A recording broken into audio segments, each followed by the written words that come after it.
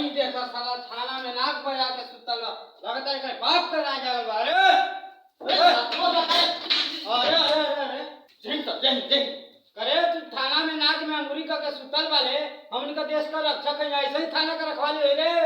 बस सब नौकरी का केले बानी है नौकरी के चक्कर में हमारे बाबू के ना 25.5 जोड़ी पनही खिया गल आ 5 लाख रुपया ऊपर से घूस देवे के पड़ल तो सुत्ती नहीं। तो तोरा का लगा था तोरे बाप का खाली पन घिसल बा हमारे बाप का 50 जोड़ी चप्पल घिस गई इनके रखले बानी का सर तो और नहीं तका तिनको पाड़ा बेचा गेल सर यही नौकरिए से ना वसूल करे के बाकुल। हां सर ठीक है कनी ही यही नौकरिया से ना वसूल कर जी तो यहिया टांग पर टांग चढ़ा के अनाक से नकटी निकलने से पैसा का असली हो जी। नहीं सर भले मैट्रिक फेल बानी बाकी इतना भी हम बुर्बक नहीं खी ई रुपया आपे न बताई हमके। हाँ रे चपड़वा ई तो रुपया हमें बताई लेकिन थाना में भीड़ कौन सी का लगे रे कुल रख के रे। अरे सर इस सवेरा दारू पकड़ा गई ना यही से सोचे इंजे रखवा दी। ठीके कइले है चपड़वा का बात बा सर आज आपके मुंड खराब लगता। अरे का बताई रे कल हमरे बियाह खातिर देखना हरू आई रहसन तो का भइल सर कुछ पूछला सन का लागत बियाह सेट हो गल।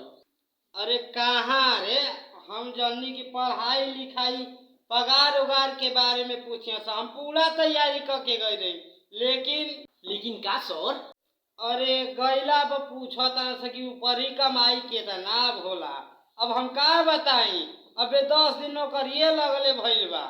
हाँ सर यही से कहता नहीं कि ऊपरी कमाई के जुगाड़ बनावे की। ठीके कहले एक काम कर जितना बाजार में दुकान वाला बना उन्हीं से 500 रुपया आ जितना ठेला लगावे न सन उन्हीं से 1000 रुपया कह दे कि हफ्ता में देवे के पड़ी। ई का है सर दुकान वाला 500 आ बेचारा ठेला वाला 1000।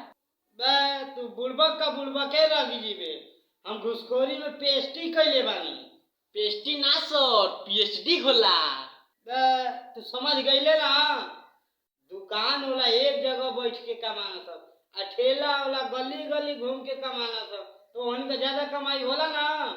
मान गईनी सर आप तो घुसखोरी के उस्ताद बानी। तो मान गईले ना जल्दी से अपने काम पर लग जो हम अगवान के बता दे कि ऊपरी कमाई कितना होला। अरे सुन सुन सुन बैठ बैठ बैठ बैठ तने हिले खानी बना के खिया के तनी जो 20 दिन देखी 3 2 के मसाला कितना बिजोड़ बनावत थी ना बना बना तनी मिजाज टनटना गई सर बना। ए सरकार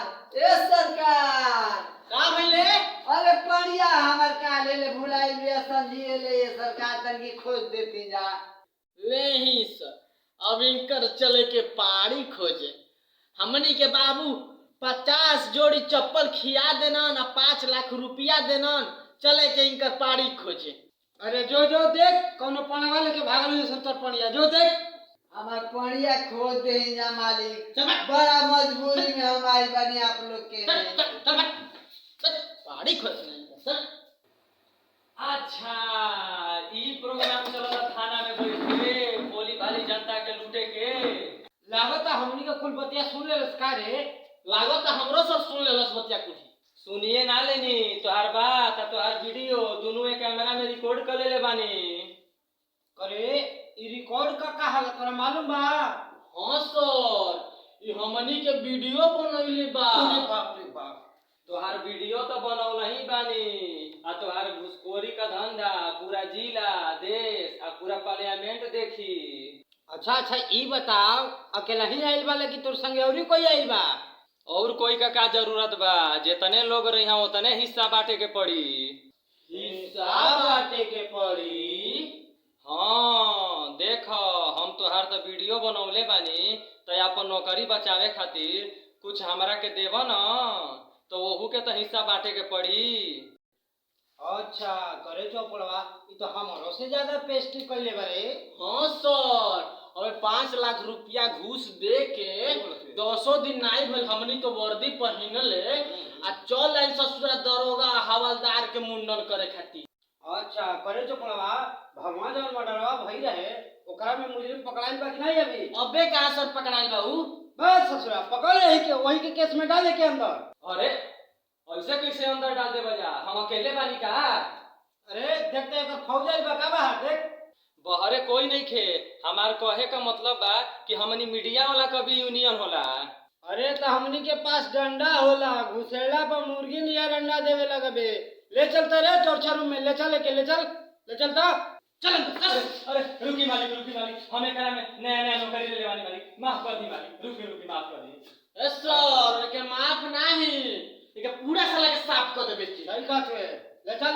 अरे सर माफ कर दी सर, अरे सर माफ कर दी, आपके गोड़ पर गिरा तनी सर, हम गलत आदमी से पंगा ले लेवानी सर, माफ कर दी। जाए दी सर, कुछ ले दे के माफ कर दी, गरीब है बेचारा रहे दी। का रे थाना में बिना प्रसादी चढ़ौले न कोई आज तक गइल बा न जाई, तू का चढ़ाइबे? नारियल की फल की रसमलाई? हमरा पास कुछ नहीं के सर। लागता हम ही के प्रसादी देवे के पड़ी। अरे साला कुछ रखल है तो सर के दे दे, नहीं तो इनकर प्रसादी ना तोरा से नहीं सहाई। साहब हमारा पास तो खाली 500 रुपया बा। देख पटिकिया में नारियल से सर के पेट नहीं भरी, पहला ना सेवक हुए। अब नहीं के सर, हम दरोगा जी के कसम खाए कहता नहीं। जाए दी सर, आपके कसम खा लेलस। ठीक बा ले ले, आहे मोबाइल अमाई दोनों जब्त कर ले।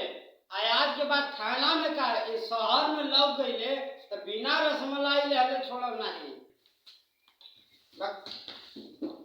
करे चोपड़वा तू पेस्टी कहिए ले ले? पेस्टी ना सर, पीएचडी। अरे तू समझ गईले ना।